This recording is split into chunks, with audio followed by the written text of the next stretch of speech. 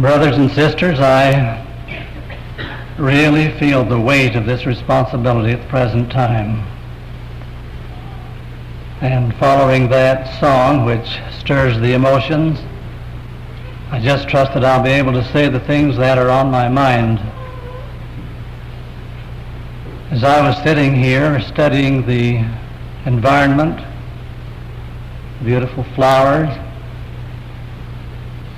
the host of friends that are here and relatives, and this lovely chapel, it seemed to remind me that they go parallel to the life of Mother Eames. She was that type of person. Lest I forget, I would like to convey my thanks to the family who are responsible for my being here. I mean behind the pulpit. To me, it's a distinct honor. I have known the Eames family long enough to understand them. For 45 years and more, I have known Grandma Eames. It just happened that her daughter Esther and I were assigned to teach school in the same building in our initial teaching experience. And as you can see, it culminated in a marriage.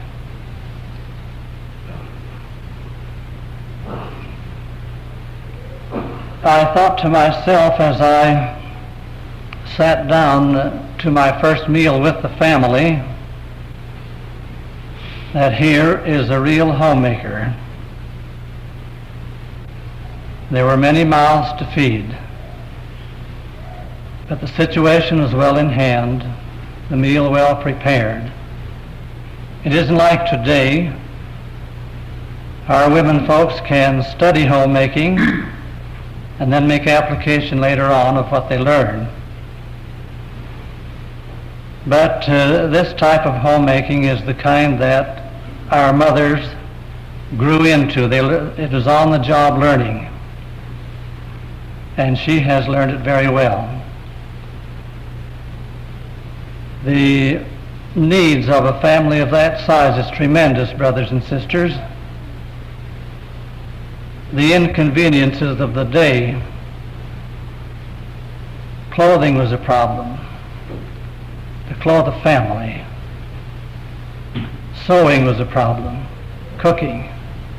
You couldn't go to the supermarkets now and then and buy what you can now in the line of foods.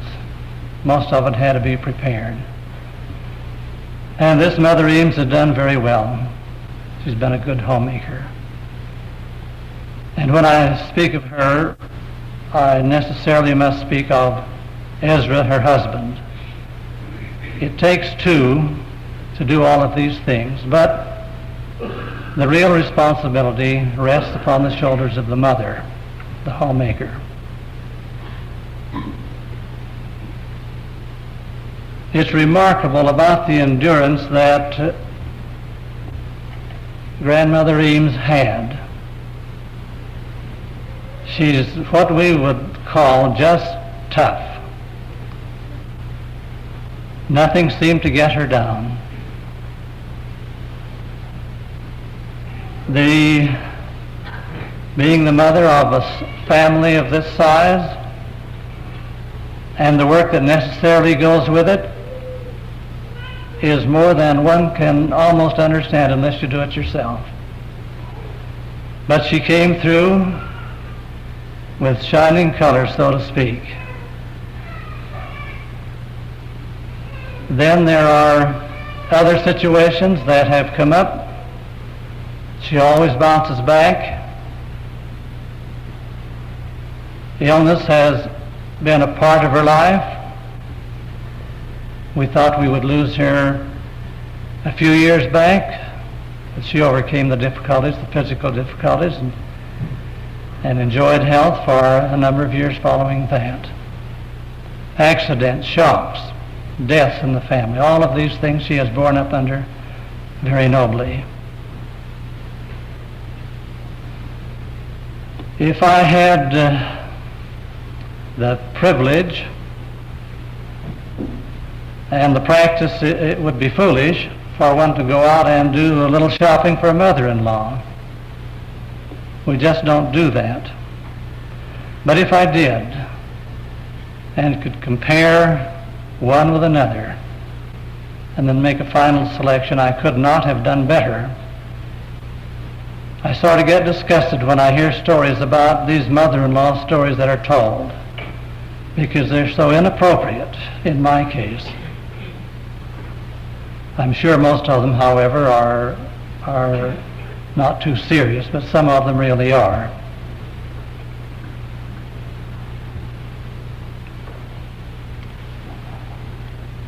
What would you want as an ideal? What characteristics, what traits of life would you want? What would I want? If I were to select a person that measured up to the ideals that I might have in mind. Well, surely we would look for love in a person. The love that endures. The love that is intense for those who are near, the family and the friends, but a love that will expand and spread out to neighbors, to humanity in general.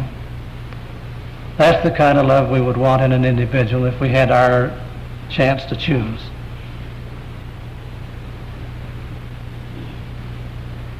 Then I think that work is important in any individual. A person who exemplifies industry. Well, I've never seen a better worker and a more willing worker than Mother Eames. There was no end to her desire and ability and strength to do the work. I remember on one occasion some of the older boys and I were visiting outside the kitchen, and she was busy. I don't know if she was washing or not, but I noticed she had time to see a few red roots in the garden nearby and stopped on her going and coming and pulled an armful of them. I had seen them, but I hadn't offered to pull them.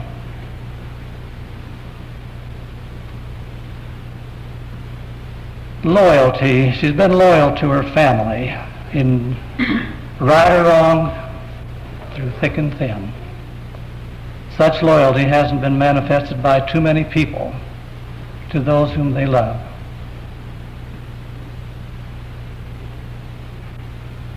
A more honest person you would never find. Somebody said that an honest person is the noblest work of God, which is very true. Dependability. And we would want some spirituality, in fact quite a lot of spirituality in our ideal. And this Mother Eames had too. Now in all the work that she had around her home, she had time to do for others. Brothers and sisters, one of the secrets of life to get along well and to feel well toward people is to do something for them. That's where the great mother love comes from, I guess, in the beginning, because they give birth to the members of the family and are constantly at their side or nearby during their earlier years. And therefore, love for them increases. If any of us has an enemy, what we ought to do is just find something good and give of ourself to that supposed enemy, and you'd be surprised how the change of mind would come about. Well, her labors were many, as I've indicated, around the home. But she found time in the sense of spiritual things to do for others. And before I forget, I do want to mention this because I was involved personally. When the family had married and gone from the home, most of them had gone. On occasion, I would drop in. I'd be alone or I'd be with my wife. But on occasion, I've been alone, dropped in to visit for a few minutes, and the very first thing that she thought of was me. Would you have a bite to eat? Well, she didn't even ask sometimes. She went right ahead and prepared it. Well, I appreciated that very much, but I'm not so sure that I expressed it to her personally. And that continued until it got to a point where I decided that I should not accept that hospitality because of the strain it would put her to. So when she asked me if I'd had something to eat, I told a little white lie, and I hope I'll be forgiven for it, that yes, I just ate something before I came in, to spare her the strain in making preparation for the lunch. And it was always, and I might add here now that my wife has inherited that very quality and characteristic. She prepares more meals, I believe, in a week, lunches and what have you, than many other people put together, and seems to enjoy doing it. That's the thing that we like about it. It isn't a burden, but it's pleasure. And I'm sure that people who do that have blessings in store for them. Mother Eames, because of her family, was unable to do too much church work in her early life. The family needs, getting them ready and prepared to go to church, was quite a burden in itself. But when she had the time later on, she sang in the choir. She liked to do that. She sang well. She found time to go over to the temple here and do temple work for, I don't know the length of time, but that doesn't matter. But she served some time there. And when you do that, you're doing for others. That was a part of her life. The family has been good to support her.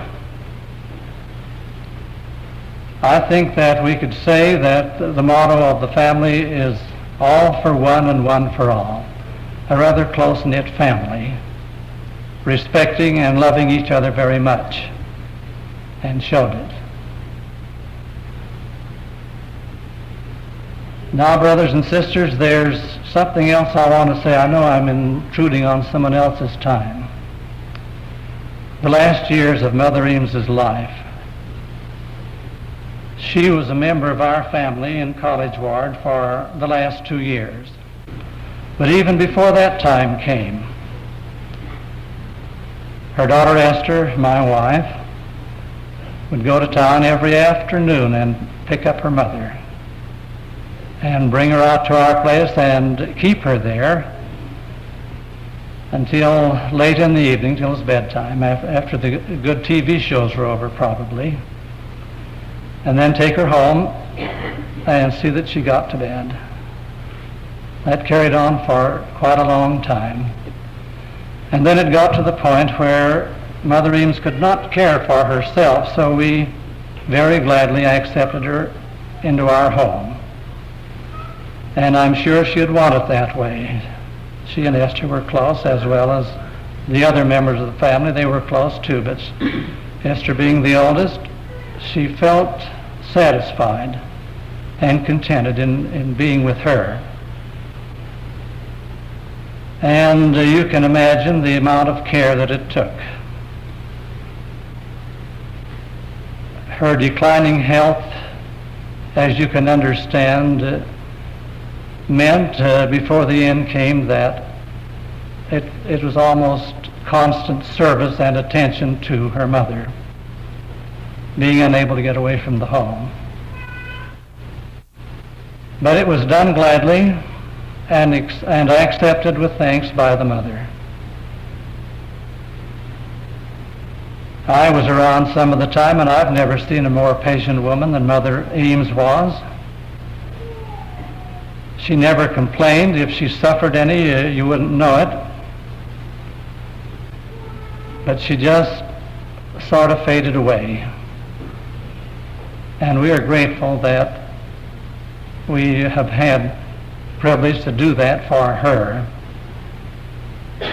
Now Esther's going to miss her more than any of the rest of us because of that companionship and that care that she gave.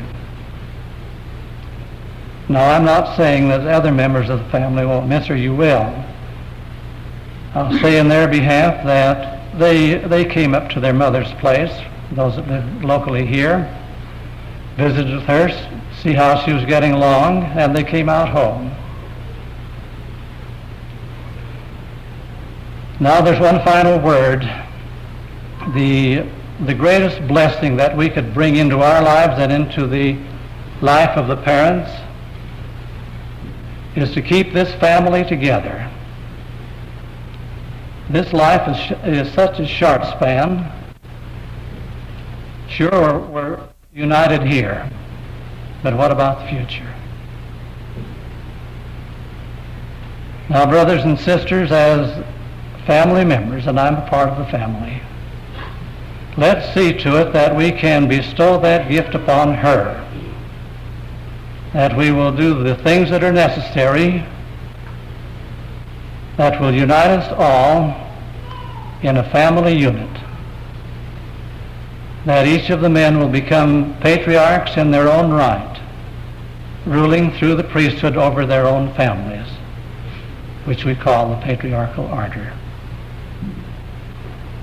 Now, brothers and sisters, I could say more, but time will not permit. In fact, one needs a lot of time to say what one wants to about Mother Eames.